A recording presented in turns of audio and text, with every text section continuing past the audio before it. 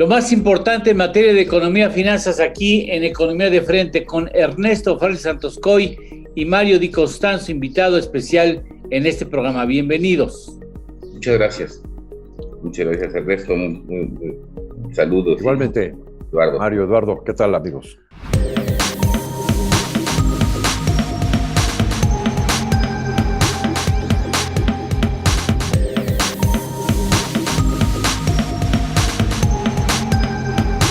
Economía de Frente.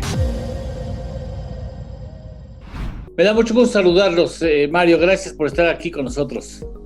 Encantados. Gracias. Bueno, ahora vámonos pues rápido. Vienen las elecciones. Para no adelantar vísperas, quizás valdría la pena que comenzáramos por el hecho de que cómo va a cerrar finalmente en materia económica este año. Al parecer, las cosas pintan mucho más alegres de lo que el propio gobierno hubiese imaginado, Ernesto. Sí, bueno, pues hace unos días conocimos el indicador oportuno de la actividad económica que publicó INEGI para el mes de abril. Y nos está diciendo que el IGAE de abril podría haber subido 20%. Nuestra estimación preliminar era de un 23%, en base a nuestro indicador más oportuno, el día 10 de abril. Dijimos que por ahí del 23% podría ser el crecimiento. Y al cierre del mes de mayo hicimos ya una revisión del mismo con nuestro indicador IBAM y concluimos que el crecimiento debe ser por ahí del 22%. Pero ante estos datos, el subgobernador Jonathan Heath comentó en su Twitter que en un parpadeo, dijo, igual México podría estar creciendo al 7% este año. Bueno, pues, ¿qué tan probable es que sí se pueda dar ese 7%? Con esta revisión que hicimos del IBAM, a su vez estuvimos haciendo una revisión de todos los pronósticos para los siguientes meses. En resumen, nuestra conclusión es la siguiente. Es probable que el PIB de todo el segundo trimestre sea de un crecimiento del 20% anual. Traemos en el primer trimestre una reducción del 2.8%, ya esa es una cifra revisada oficial por el INEGI. Pero después tendrán más 20, porque todavía en mayo el crecimiento puede ser muy, muy alto. En mayo del año pasado se profundizó la caída por el cierre, el confinamiento social anti-COVID. Después, para el tercer trimestre, la economía todavía estaba con una actividad económica plenamente paralizada y entonces el crecimiento podría ser alrededor del 6%. En el cuarto trimestre vemos un crecimiento del 3%. Con estos estimados, todo el año podría tener un crecimiento del 6.87%. Esa es nuestra revisión. O sea, si es factible ese crecimiento cercano al 7%. El subsecretario Llorio, que anteriormente Hacienda había dado un pronóstico que se veía súper optimista, ¿no? Era el más alto, de 5.3%. Pues esta semana también nos está diciendo que sus modelos econométricos le están dando ahora un crecimiento posible del 6.5%. Todo esto se debe a dos personas, a Joe Biden y a Jerome Powell. Al presidente de Estados Unidos bueno, y al presidente de la Reserva Federal. Déjame hacer un corte de caja para ver qué es lo que opina. Bueno, yo siempre dije que nos salió bueno el presidente Biden, ¿no? Nos ha salido bueno y entonces pues tendremos mucho que agradecerle, Mario. Bueno, sin lugar a dudas, yo creo que desde que se vio esta recuperación en los Estados Unidos y básicamente pues esta recuperación y estas políticas que ha llevado a cabo los Estados Unidos, pues es lo que tienen caminando al mundo. Me parece que la influencia de Estados Unidos ha sido determinante en esta recuperación. Y sin lugar a dudas, pues lo estamos viendo en el tema de las remesas, lo estamos viendo en el tema de las exportaciones, en donde pues hay mucho dinamismo. Y creo que estas estimaciones o estas previsiones de crecimiento son acertadas, aunque eventualmente México no ha hecho nada para esta recuperación. Es decir, no ha habido una política económica mexicana que contribuya a esta recuperación. me preocupa, digamos, dentro de este contexto, pues la recuperación del empleo. Creo que no va a ser tan dinámica como el crecimiento económico. Es decir, a pesar de este crecimiento, que puede incluso generar a la larga una mayor desigualdad en la distribución del ingreso, o una mayor desigualdad en los sectores, ¿no? Dado que va a haber algunos que se recuperen mucho más, no puedo negar el sector exportador, por ejemplo. Sin embargo, hacia el interior, pues yo creo que el empleo viene siendo, yo te diría, el enemigo número uno de la economía mexicana, con todas las distorsiones que puede traer sobre temas, por ejemplo, como cartera vencida, sobre temas como quizás el consumo en algunos sectores, pero evidentemente es mejor crecer a no crecer. También es muy importante que este rebote pues va a ser lo suficientemente fuerte, a lo mejor no tanto para revertir la caída del año pasado, y ahí el problema del 22 que va a pasar, ¿no? Pues mandaremos una fase de crecimiento natural o pues vamos a ver si los Estados Unidos siguen con sus políticas, ¿no? Y otro tema, la inflación, porque ya están aceptando que viene una mayor inflación con este mayor. ¿Coincidirías, Ernesto? Absolutamente, sí. Hay un crecimiento muy, muy desigual al interior de la economía mexicana.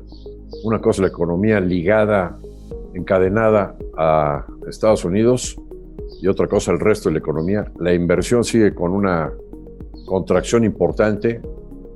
La confianza de los empresarios pues está todavía en niveles muy negativos, y eso dificulta que haya, por lo tanto, creación de empleos.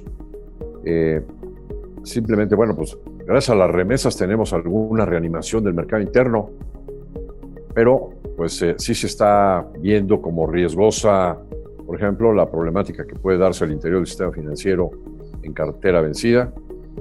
En varios sectores, pues la economía está destrozada, ¿no? Si volteas a ver, por ejemplo, líneas aéreas, bueno, a llorar. La cuestión de salud, el sector de energía, ya no sigo. Sí, o sea, hay sectores desechos y no hubo nada hotelería, que ¿no? intentara recomponerlos, y me parece interesante. ¿Tú ves que la cartera vencida, Mario, crees que la cartera vencida va a dar dolores de cabeza? Mira, yo creo que tenemos un sistema bancario lo suficientemente capitalizado para que no les dé dolores de cabeza a los bancos. Va a dar dolores de cabeza desde el punto de vista social. Es decir, aunque se haga medio duro, los bancos no van a quebrar, van a quebrar las personas. Evidentemente esto te aleja del riesgo de una crisis sistémica. Aunque hoy por ahí veía una nota en donde sí debe de poner algunos focos amarillos, sobre todo para los bancos. Está subiendo y ya puso el ojo Standard & Poor's sobre la cartera vencida en el Infonavit. Me parece que el Infonavit ha relajado algunas normas de créditos, ha hecho algunas modificaciones, incluso se ha visto muy agresivo en esta época, durante toda la pandemia, en el otorgamiento de créditos. No quiero decir que eso sea malo, pero ya Standard & Poor's dice, agua, está creciendo tu cartera vencida. Y hay que recordar que, bueno, pues muchas veces el Infonavit trabaja con otros bancos comerciales, en donde pues sí podrían resentir aún más estos temas de cartera vencida en el Infonavit. Bien, permítanme una pausa, caballeros, vamos a una pausa para hablar también de, bueno, ya vemos que pintaría mejor el cierre del año. Yo no sé si igual de bien le iría al gobierno en cuanto a las posiciones legislativas que podría obtener en algunas horas más en unas elecciones que son históricas en muchos sentidos y que pondrán a prueba no solamente a nuestro sistema electoral, sino también a la capacidad del gobierno para aguantarse si el voto popular no le favorece. Ya veremos este asunto después de una pausa. Economía de frente. Regresamos. Economía de frente.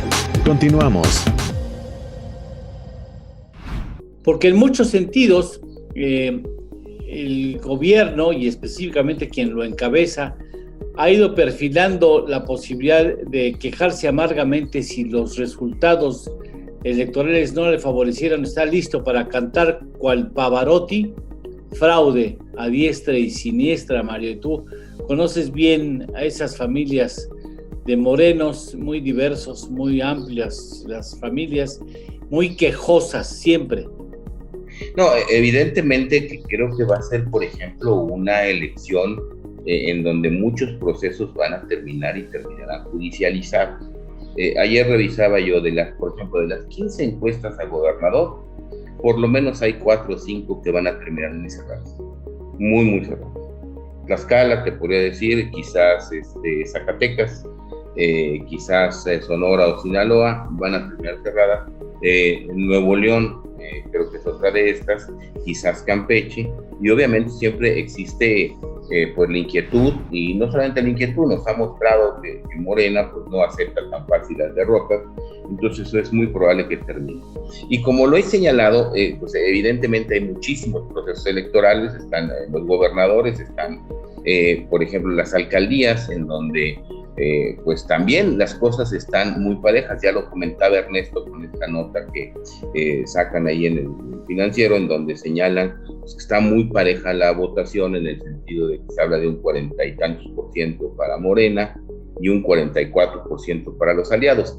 Así yo la veo, o para la alianza, en la Cámara de Diputados. Y yo creo que esto va a definir muchísimas cosas.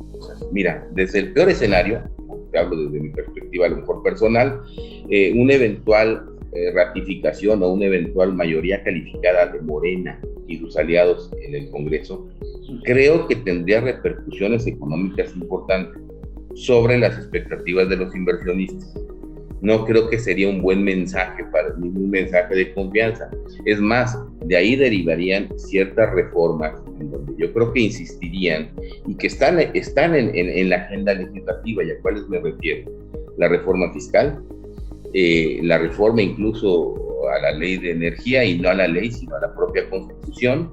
Me refiero al tema de las afores, en donde todavía antes de terminar el periodo vimos a un diputado del PT con una carta pública, en donde pues él amenazaba ahí con presentar unas iniciativas sobre el tema de afores. Me parece que el tema del Banco de México no es menor. Los mensajes que se dieron antes de que terminara el periodo ordinario en el sentido de la no ratificación de Alejandro Díaz de León y este intento en controlar al Banco de México, no quiero hablar de más, pero que esto pudiera generar tentación sobre las reservas internacionales, pues son 4 temas muy delicados que además van a depender de la composición de la Cámara de Diputados. Déjame ir con Ernesto Farrell. ¿Cómo lo ves, Ernesto? Bueno, hasta aquí Mario nos estaba dando el peor escenario. Vamos a ver cuál es el otro escenario extremo que nos da. Pero sí, definitivamente, si se fortalece, o por lo menos se mantiene la hegemonía en la Cámara de Diputados, no dudaría que van a seguir intentando pasar leyes que espantan a los agentes económicos, ¿no? Que son totalmente aberrantes, descerebradas, y que sí pueden, me parece, descarrilar la estabilidad económica de nuestro país. Afortunadamente, nada más hay que comentarle a nuestro auditorio que la Cámara de Senadores no va a cambiar. Está, digamos, por 6 años. En estas elecciones no se da un cambio a los senadores, y entonces realmente lograr cambios constitucionales no lo veo posible en esta circunstancia. En este momento. Me gustaría que Mario continuara con su análisis. A ver, vamos mucho más especializado que tu servidor en la parte política. A ver. Otros escenarios. Evidentemente lo que comenta Ernesto es cierto. La Cámara de Senadores no cambia. Ahí Morena no tiene los votos suficientes para los cambios constitucionales. Sin embargo, pues sí, una ratificación, ¿verdad? Que no es el caso. La mayoría de las encuestas que yo he visto apuntan a que se va a tener una Cámara más equilibrada.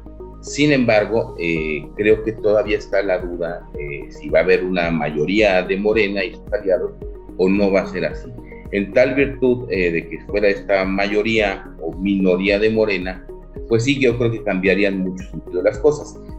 No obstante, por ejemplo, con esta mayoría le puede dar nuevamente el control del presupuesto federal, que es un tema en donde veríamos, creo que más de lo mismo. Sobre todo me preocupa la parte de la reforma fiscal, sobre todo la discusión, más que el contenido de la propia reforma, es una vez más la pregunta que nos hemos hecho: ¿para qué queremos una reforma fiscal si vamos a estar cumpliendo no proyectos, sino caprichos presidenciales? Me parece que esta es una pregunta que además la composición de las cámaras podría ayudar a contestar, dependiendo de un lado o de otro, pues sería Pero no tiene opción el gobierno, tiene que ir por una reforma fiscal. Yo te diría, depende de qué. O sea, si voy a estar duplicando o triplicando la ayuda de pensión, ¿no?, para los adultos mayores. Pero tú necesitas lana. Es el tema. Ahora, ¿para qué la necesito? ¿Para eso o para lanzar, por ejemplo, un programa de reconstrucción económica? Que esa es la pregunta. Ni siquiera se les ha ocurrido. Evidentemente. Entonces yo creo que mucho de para qué queremos más ingresos, pues en algún momento la respuesta la tendría que contestar la Cámara de Diputados en base a sus análisis, sus propias votaciones, y salir con una reforma que desde luego que es necesaria, pero el punto es, estos ingresos, ¿a qué se van a destinar? Me parece que esto va a quedar definido, podría quedar definido conforme quede la composición. Ahora, Ernesto, que por ejemplo está muy metido en el tema de los pronósticos y maneja muy bien estas cifras, yo no sé si este cambio de composición de la Cámara tendría alguna incidencia sobre las cifras de crecimiento o no crecimiento para finales del año. ¿Lo ves así? Definitivamente, no más para finales del año, sino para el resto del sexenio, ¿no? Una mayor hegemonía de Morena y sus aliados en el Congreso, me parece, debilitaría aún más la confianza de los agentes económicos, generaría pues una contracción permanente de la inversión y por lo tanto un crecimiento ¿cómo se dice? Anímico o negativo de plano en todo el sexenio, ¿no? Déjame ir a una pausa. Es importante lo que estás señalando, Ernesto. Tenemos que ir a una pausa y regresamos con esto. Economía de frente. Regresamos.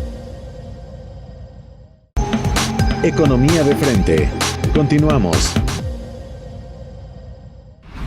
Porque dicho como lo has expresado, Ernesto, estaremos hablando de que el resultado final del sexenio podría ser el más desastroso, el menos favorable, bueno, posiblemente incluso desde antes de Miguel de la Madrid, que dejó un panorama, el balance muy malo en cuanto a crecimiento, inflación, devaluación, fue terrible, pero bueno, salvando ese asunto, incluso podría llegar a superarlo en crecimiento económico.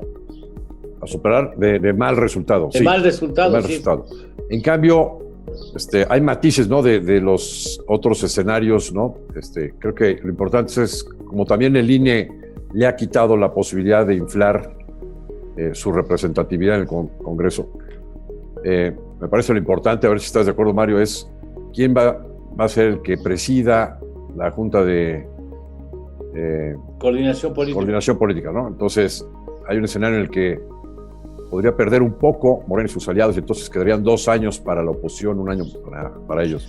Y hay otro escenario que de plano los 3 años lo presidiría la oposición, ¿no? Entonces, un escenario así, me parece, sí podría dar pie a pensar en reversión de algunas de estas leyes descabelladas que han lanzado recientemente, podrían irse para atrás.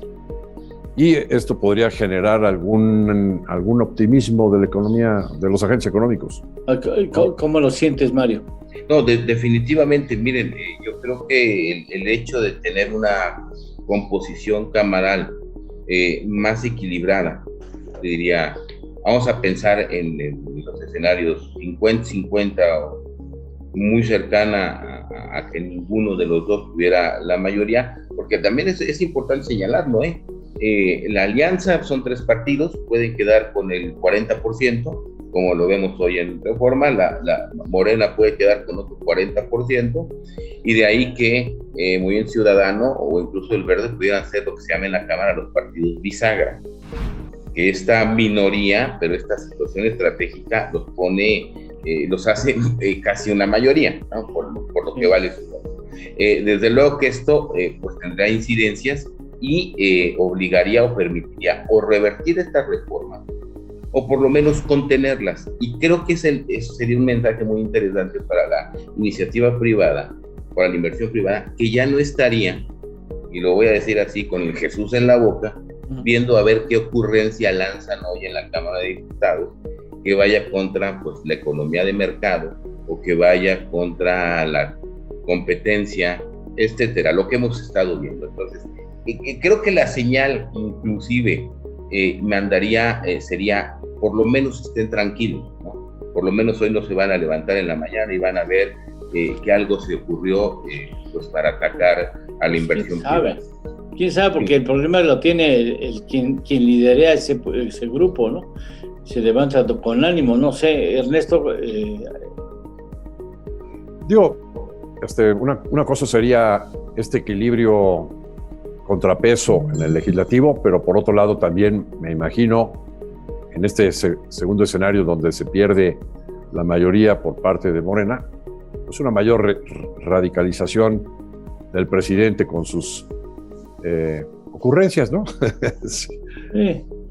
Pero, a veces los motiva a presentar iniciativas, digo, no lo ve como locas, pero acaban siendo igual de locas, ¿no? Pero a veces él mismo motiva que sus seguidores se avienten a proponer.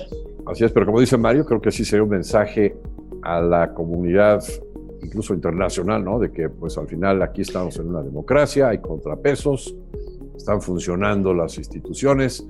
De hecho, pues sería menos riesgoso para el conjunto de las instituciones este mayor contrapeso de la oposición en el Congreso. Realmente sería, creo, lo que más le conviene a la sociedad, al país y a los más pobres de este país. Un mensaje que no busca el presidente. Desde luego. Curiosamente, sería el mensaje más favorable que no busca el mandatario. Bueno, entonces, así, el panorama en términos así generales, ¿lo ves positivo en la perspectiva de que ya no haya tantas iniciativas locas y de que haya un mayor equilibrio en la Cámara, de que hayan perdido ese cheque en blanco que hace 3 años se les dio en las urnas? Mario.